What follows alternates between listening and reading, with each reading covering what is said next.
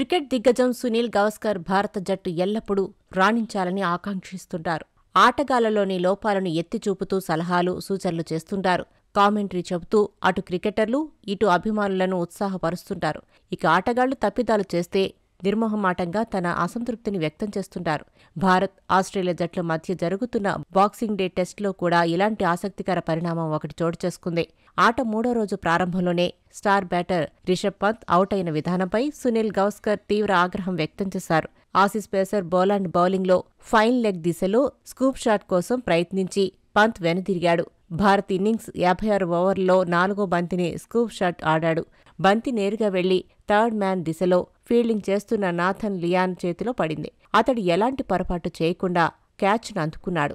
Rishabh Pant out కావడంతో అసలే కష్టాల్లో ఉన్న భారత జట్టుకు గట్టి ఎదురుదెబ్బ తగిలినట్టయింది. దీంతో రిషబ్ అవుట్ అయిన తీరుపై సునీల్ గవాస్కర్ మండిపడ్డారు. స్టూపిడ్ స్టూపిడ్ స్టూపిడ్ అంటూ తీవ్ర అసంతృప్తిని వ్యక్తం చేశారు.